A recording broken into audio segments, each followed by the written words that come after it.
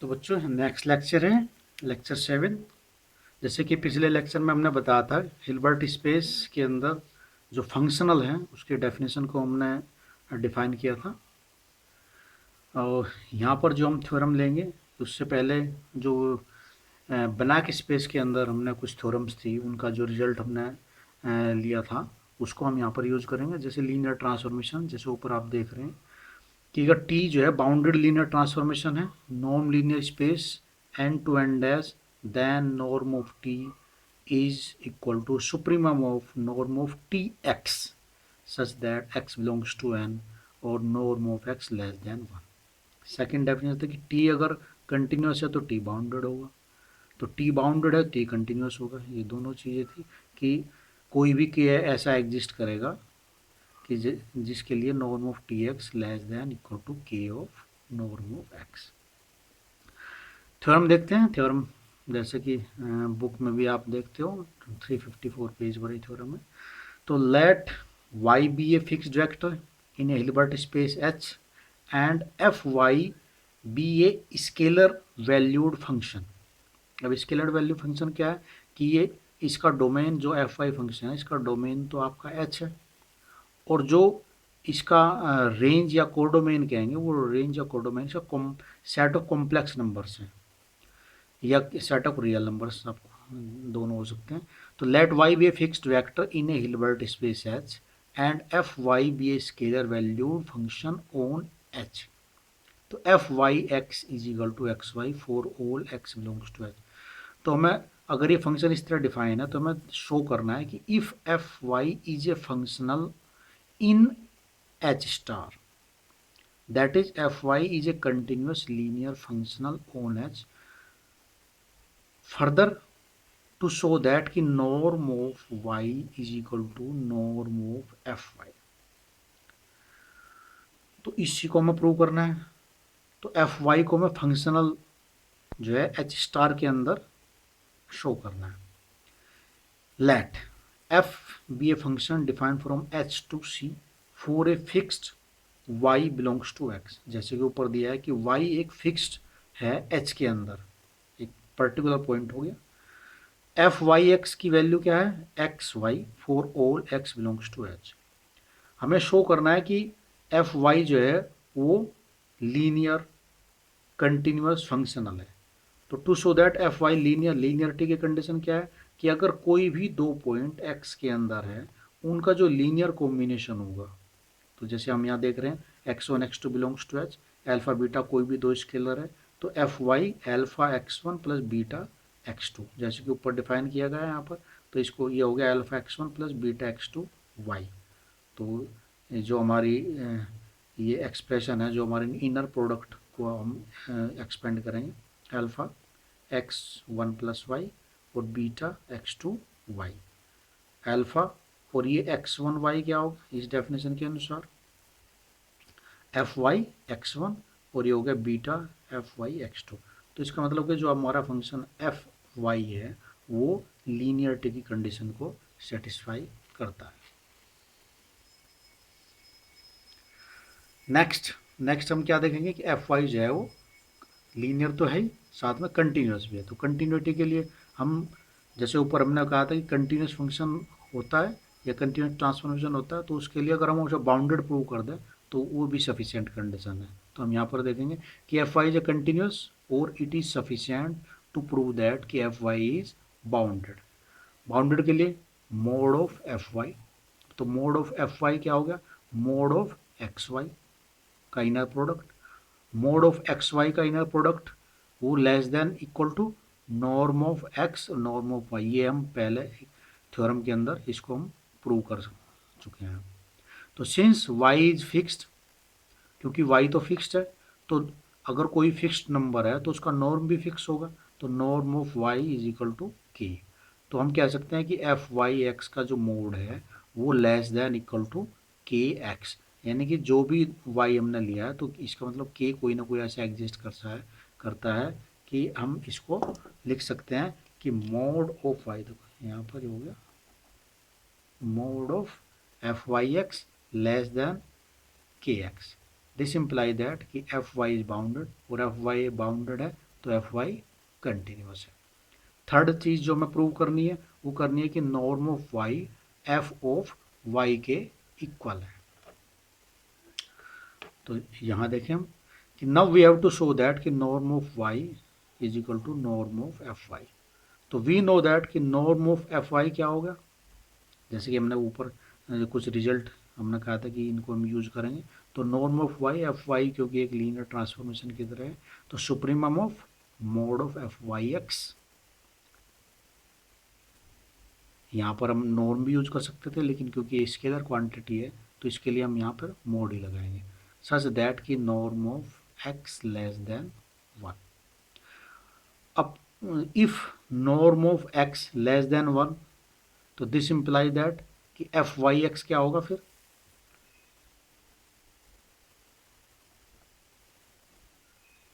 जैसे कि हमने बाउंडेडनेस की प्रॉपर्टी ऊपर देख ली, वहाँ पर क्या लिया था हमने कि no mod of F Y x is equal to mod of x y. Mod of x Y क्या होगा, norm of x norm of y. अब अगर norm of x less than 1 है तो क्या हो गया, less than equal to norm of y. इसका मतलब mod of F Y x is less than equal to norm of Y. तो पहली चीज़ होगी। अगर इसी में हम कहीं पर ये प्रूव कर देते हैं कि norm of F y greater than equal to norm of Y, तो इसका मतलब दोनों रिजल्ट से हम ये कह सकते हैं कि norm of F Y is equal to norm of y. ना अब हम दो केस लेते हैं कि जब जो है वाई जीरो हो, जो वाई वेक्टर है, और सेकंड केस है कि वाई जीरो ना हो। तो अगर वाई जीरो हो जाता है तो norm of Y is equal to zero.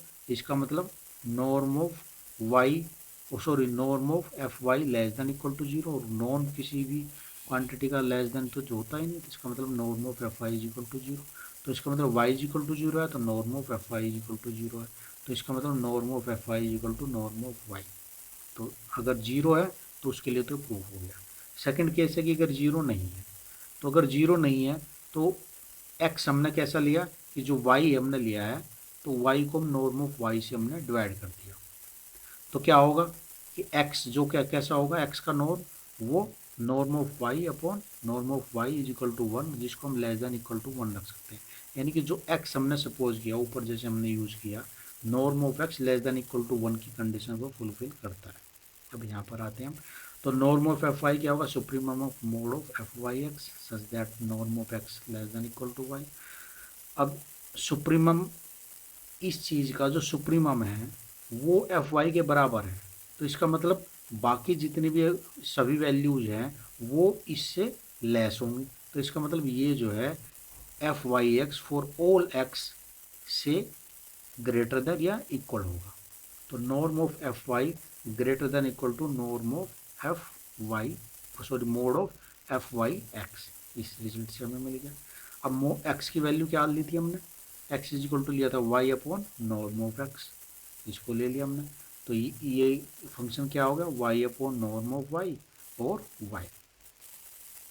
Norm of y बाहर आ गया तो ये आ गया नॉर्म ऑफ वाई स्क्वायर पर, तो नॉर्म ऑफ वाई यानी कि एफ ऑफ वाई का norm greater than equal to norm of Y. तो जो फर्स्ट रिजल्ट हमारा आया था और जो सेकंड रिजल्ट अगर इसे हम देखें तो हम इजीली प्रूव कर सकते हैं कि norm of F Y x is equal to norm of Y. तो इसी में नेक्स्ट थ्योरम है, बड़ी इंपॉर्टेंट थ्योरम है, Riesz representation theorem on Hilbert space. तो हिल्बर्ट स्पेस के अंदर ये थ्योरम है, ये बनाग स्पेस के अंदर भी होती है, तो यहाँ पर हिल्बर्ट स्पेस के अंदर है। थ्योरम क्या कहती है कि अगर एच कोई हिल्बर्ट स्पेस है, f be arbitrary functional on h in h star, on h है और इन एच स्टार है, फंक्शनल जो डिफाइंड है, then there exist a unique vector y in h such that f is equal to F Y. तो दो चीज़ होगी कि unique और एग्जिस्ट, यानी कि एक तो हो गया कि जो एग्जिस्ट करेगा वो यूनिक भी होगा। तो जैसे फर्स्ट पार्ट में अगर हम लेते हैं कि हम हाँ कोई ना कोई वाई ऐसा एग्जिस्ट करता है जो इस कंडीशन को जो जिसको हम वन लिखा है इसको सेटिस्फाई करता है। फिर सेकंड पार्ट में हम करेंगे कि ये यूनिक होगा, यानी कि अगर दो ये वाई जो है ऐसे कोई भी दो वेक्टर नहीं हो सकते। तो फर्स्ट पार्ट हम जैसे देख रहे हैं यहाँ पर, first we shall show that कि there exist Y belongs to H, which satisfy 1, ये हमें प्रूव करना है for all x belongs to h। तो now there are two cases. Cases क्या क्या है?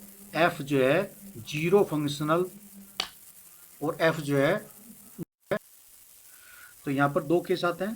केस फर्स्ट क्या है कि f अगर जीरो फंक्शनल है तो क्या हमारी ये जो कंडीशन 1 है जिसको हम प्रूव करना है वो प्रूव हो रही है। और सेकंड है कि f अगर नॉन जीरो फंक्शनल है। जैसे हम देखते हैं कि अगर f जीरो फंक्शनल है तो f जीरो फंक्शनल का मतलब है कि F x is equal to zero for all x belongs to h।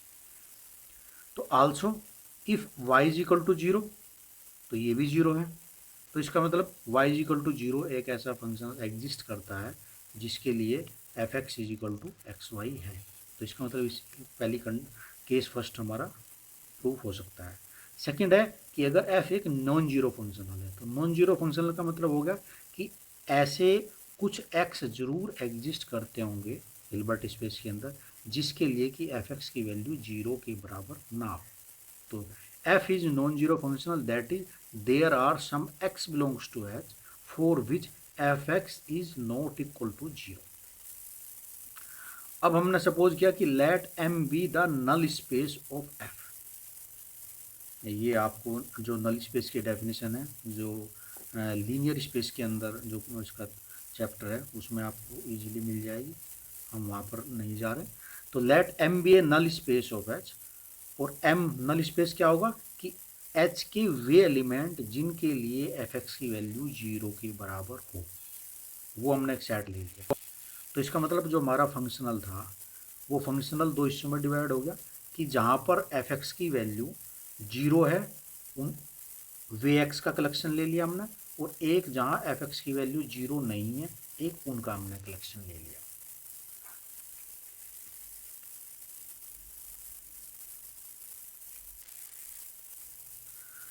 ठीक है, तो m is equal to x belongs to h, f x is equal to 0, this implies that for all z belongs to m। तो इसका मतलब इसके अंदर m के अंदर कौन से एलिमेंट होंगे? z belongs to m कि z y f x is equal to zero है तो इसका मतलब जेड वाई भी जीरो होगा। तो जेड वाई अगर जीरो होगा तो इसका मतलब क्या होगा? ये कब हो सकता है कि जब जो है जेड वाई के ऑर्थोगोनल हो। तो इसका मतलब क्या हो गया कि जो वाई वेक्टर हमें फाइंड करना है m के सभी एलिमेंट्स उस y के ऑर्थोगोनल होंगे। तो since there are some x belongs to h such that F x is not equal to zero, this imply that कि m is a proper subspace of h। क्योंकि m के अंदर, क्योंकि हमने देखा कि F x is equal to zero कुछ points पर नहीं है, तो कुछ पॉइंट्स पर नहीं है इसका मतलब m के अंदर भी एलिमेंट्स हैं, वो नल स्पेस मतलब वो सॉरी नल सेट नहीं है। तो इसका मतलब वो एक proper subspace of H है। अब ये डेफिनेशन हम पहले पढ़ चुके हैं कि null space of any continuous linear transformation जो है वो क्लोज्ड होता है। तो इसका मतलब क्या होगा कि एम जो है वो proper close subspace of H है। अभी पिछली थ्योरम्स में हमने पढ़ा कि अगर m जो है proper close subspace of h है तो there exist some y0 belongs to h such that कि y0 is orthogonal to the set m। और m परपेंडिकुलर सेट लेते हैं उसमें हम सारा जितने भी ऑर्थोगोनल सेट का कलेक्शन है वो लेते हैं। तो इसका मतलब y0 जो है m परपेंडिकुलर के अंदर बिलोंग करेगा। अब हमने एक प्रोजेक्शन थ्योरम पढ़ी थी कि m और m परपेंडिकुलर किस तरह के होते हैं, उनका जो इंटरसेक्शन होता है केवल एक जो है जीरो वेक्टर होता है और उनका जो मतलब एडिशन होता है वो h के बराबर होता है। इसका मतलब ये है कि अगर हम जो कंडीशन हम प्रूव करना चाह रहे अगर वो कंडीशन इसके लिए अलग से प्रूव कर दें कि for all x belongs to m perpendicular, ये हमारी कंडीशन 1 प्रूव होती है। और फिर हम करते हैं कि m x belongs to m, वो कंडीशन प्रूव होती है। तो इसका मतलब क्या होगा कि x जो है बिलोंग्स टू h, वो कंडीशन प्रूव हो जाती है। तो हम इसको इस तरह दो पार्ट में देखेंगे। Also y0 belongs to m perpendicular, m perpendicular का मतलब y0 is orthogonal to m।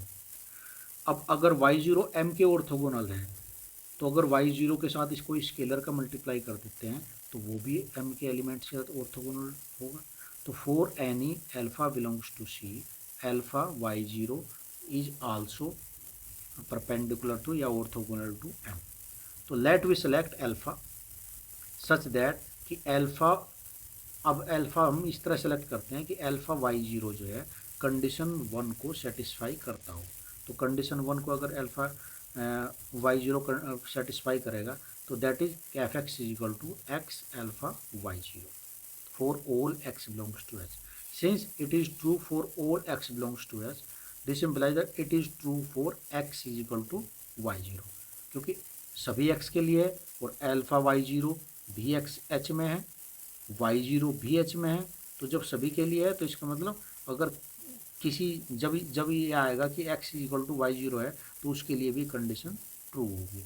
तो हमने लिख दिया x is equal to y0, x is equal to y0 लिया तो इसका मतलब क्या होगा F y0 is equal to y0 alpha y0।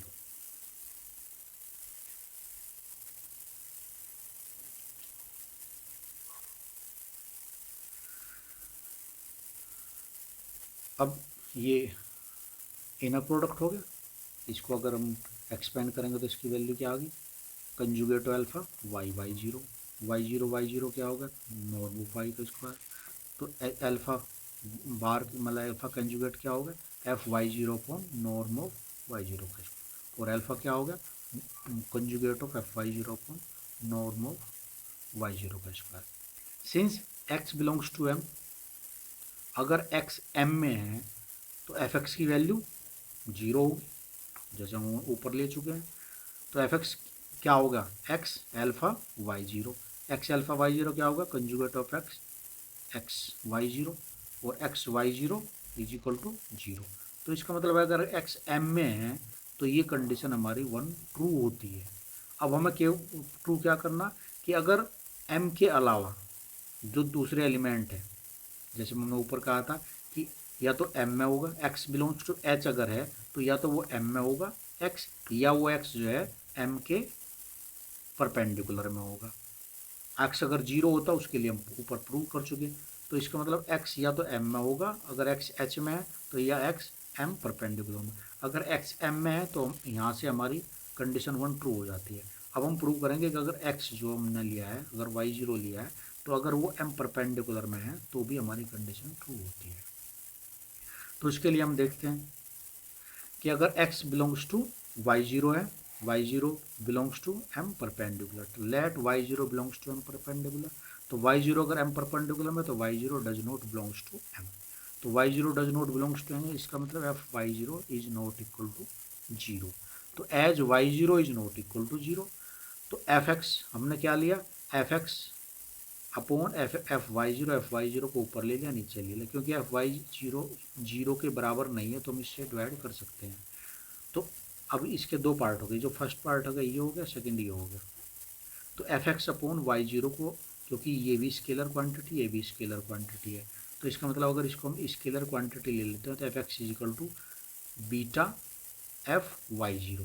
तो बीटा क्या हो गया F X upon F Y zero. तो अगर बीटा की हमने यहाँ पर रख दिया तो F X minus beta F Y zero zero हो गया, क्योंकि एफ जो है आपका लीनियर है तो लीनियर है तो इसका मतलब क्या होगा F X minus beta Y zero is equal to zero.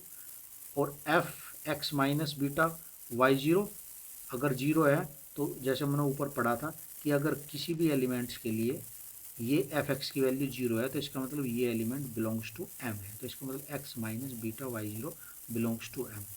M के जो एलिमेंट्स हैं वो अगर एम की फॉर्म में हैं, अगर हम इसको आर्बिट्री रिप्रेजेंटेशन कर रहे हैं हमको, तो इसका मतलब X minus beta Y zero किसी न किसी एम के बराबर होगा। तो M is equal to X minus beta Y zero, X is equal to M plus beta Y zero. तो इसका मतलब एक्स हमने क्या लिया था एक्स लिया था वाई जीरो के इक्वल और एम परपेंडिकुलर के अंदर। तो इसका मतलब एम परपेंडिकुलर कोई भी एलिमेंट इस फॉर्म में लिखा जा सकता है M plus beta Y zero for X belongs to H. F x is equal to X की वैल्यू क्या आ गई M plus beta Y zero, F x is equal to M plus beta Y zero. F क्योंकि linear है तो क्या हम इसको क्या लिख सकते हैं, F M plus beta F Y zero. तो F M plus F beta Y zero, F M plus beta F Y zero. तो अगर हम इसको देखें एफ एम क्या होता है, कंडीशन 1 है उसके अनुसार क्या लिख सकते हैं, एम वाई, और इसको क्या लिख सकते हैं, बीटा वाई जीरो वाई।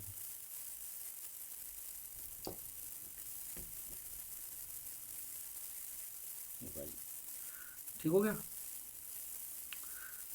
तो that is equal to M beta Y zero Y, और M plus beta Y zero हमने क्या लिया था यहाँ पर एक्स, तो इसका मतलब it is equal to x Y. तो F x is equal to x Y. Thus we prove that कि फॉर ऑल वाई जीरो, यानी कि एक्स जो हमने लिया था X equal to x Y zero belongs to H, तो Y zero या तो एम में होगा या Y zero M perpendicular. Y zero M में होगा तो ये कंडीशन मैं ऊपर प्रूव कर चुके हैं। वाई जीरो एम परपेंडिकुलर में होगा, ये कंडीशन मैं यहाँ पर प्रूव कर दी कि ये जो है एक्स वाई के बराबर होगा एफ एक्स। तो there exist alpha Y zero is equal to X which satisfy the required condition of Y. तो ये हमारा रिजल्ट पहला प्रूव हो गया। सेकेंड है कि यूनिक होगा, मतलब जो वाई जीरो एग्जिस्ट करेगा अल्फा वाई जीरो, ये एक यूनिक होगा। तो उसके यूनिकनेस के लिए मान लिया दो एग्जिस्ट करते हैं वाई वन और वाई टू, सच दैट कि F x is equal to x Y one और F x is equal to x Y two for all X, सभी एक्स एच के लिए। तो अगर ये दोनों एग्जिस्ट करते हैं तो ये भी एफ एक्स के बराबर है, ये भी एफ एक्स, तो इसका मतलब ये दोनों इक्वल होंगे। तो X Y one is equal to x Y two, इसको इधर ले गए तो X Y one minus X Y two is equal to zero. अभी आपका जो इनर प्रोडक्ट है उसके अनुसार X Y one minus Y two is equal to zero. अब वाई वन वाई टू दोनों ही एच में है, तो इसका मतलब Y one Y minus Y two भी एच में होगा। तो जब ये सभी एक्स के लिए तो वाई वन वाई टू अगर यहाँ पर रखा Y one minus Y two उसके लिए भी ट्रू होगा। तो Y one minus Y two minus Y two is equal to zero.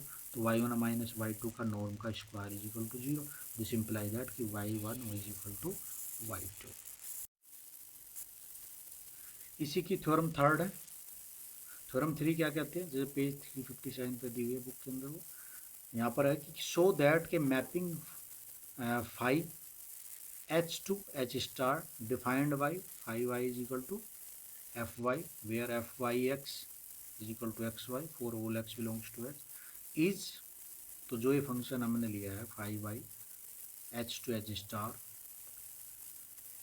ये वन वन होगा, ये ऑन टू होगा, ये एडिटिव होगा, बट लीनियर नहीं होगा, आइसोमेट्रिक होगा। ये हमें प्रूव करना है। तो जैसे हम वन वन के लिए हम प्रूव करेंगे तो सबको अलग अलग हम प्रूव करते हैं। जैसे फर्स्ट है कि हमें वन वन प्रूव करना है, तो अगर वाई वन वाई टू दो अलग अलग एलिमेंट है एच के अंदर, तो इसका मतलब five Y one is equal to F Y one और five Y two is equal to F Y two. तो five Y one is equal to five Y two अगर है, तो अगर हम प्रूव करते हैं कि वाई वन भी वाई टू के बराबर होगा, तो इसका मतलब ये वन वन होगा। तो five Y one is equal to five Y two, this imply that F Y one is equal to F Y two. F Y one क्या है, x Y one is equal to x Y two, यानी कि X Y one minus Y two is equal to zero. तो ये सभी X के लिए है, तो Y one minus Y two अगर एक्स की जगह रखें उसके लिए भी ट्रू होगा। तो जैसे हमने पीछे भी थ्योरम में प्रूव किया उसके अनुसार क्या हम प्रूव करते हैं कि F Y one is equal to Y two. तो इससे शो होता है कि ये वन वन की कंडीशन होल्ड करता है। सेकेंड है कि ऑन टू। ऑन टू के लिए है, ऑन टू का मतलब क्या होता है कि एच स्टार में कोई भी एलिमेंट आप लो उसके लिए एच में कोई ना कोई उसका प्री इमेज एग्जिस्ट करेगी। तो let F be arbitrary function और F belongs to H star. तो एफ एच स्टार के अंदर है तो उसकी जो इनवर्स इमेज है वो एच के अंदर होगी। तो there for there exist a unique vector Y belongs to H such that कि F x is equal to x Y, F x is equal to x Y is equal to F Y is equal to five Y. तो this imply that कि five is a mapping from H to H star. Next property है additive property. Additive में क्या है कि अगर five Y one plus Y two है तो ये क्या आना चाहिए, phi Y one plus phi Y two. तो जैसे आप यहाँ इजीली देख सकते हैं कि phi Y one plus Y two क्या होगा, F Y one plus Y two. F Y one plus Y two क्या होगा, X Y one plus Y two का इनर प्रोडक्ट। इसको एक्सपेंड कर दो आप, X Y one plus X Y two. X Y one क्या है, F Y one, X Y two क्या है, एफ वाई टू, यानी कि phi Y one plus phi Y two additive property होगी। इसी तरह लीनियरिटी प्रॉपर्टी को हम देखेंगे, तो लीनियरिटी के लिए मान लिया हमने y लिया था और हमने एक स्केलर का मल्टीप्लाई कर दिया था, अल्फा y ले लिया, तो F of alpha y is equal to X alpha y। लेकिन इनर प्रोडक्ट की प्रॉपर्टी के अनुसार अगर सेकंड वेक्टर के साथ कोई स्केलर का मल्टीप्लाई है तो जब उसे बाहर लाएंगे तो उसका कंजुगेट आएगा, तो conjugate of alpha X Y, और एक्स वाई क्या था हमारा एफ वाई, और एफ वाई क्या था फाइव वाई। तो फाइव अल्फा वाई अगर अल्फा फाइव वाई के बराबर आ जाता तो ये लीनियर हो जाता, लेकिन यहाँ पर कंजुगेट आ गया तो ये लीनियरिटी की प्रॉपर्टी सेटिस्फाई नहीं करता। तो इस प्रॉपर्टी को जहाँ पर ये कंजुगेट साथ में आ जाता है तो इसको हम कहते हैं कंजुगेट लीनियर। नेक्स्ट है आइसोमेट्री। आइसोमेट्री में क्या होगी, five Y one minus five Y two, अगर Y one minus Y two के बराबर आता है तो आइसोमेट्रिक प्रॉपर्टी है। तो देखते हैं यहाँ पे Y one Y two belongs to H, then five Y one minus five Y two का norm equal to five Y one minus F Y one minus F Y two. F Y one यहाँ पर minus है, इसको हम जो है यहाँ पर भी ले सकते हैं, फंक्शन लीनियर है, तो F Y one plus F of minus Y one, तो ये क्या हो गया एफ ऑफ, जैसे एडिटिव प्रॉपर्टी के अनुसार F of Y one minus Y two. F Y one minus Y two क्या हो गया, norm of Y one minus norm of Y two.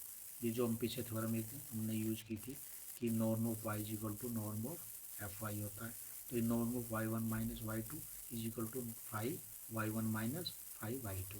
तो ये आइसोमेट्रिक कंडीशन फुलफिल होते हैं, इसका मतलब फाइव जो है आपका वो आइसोमेट्रिक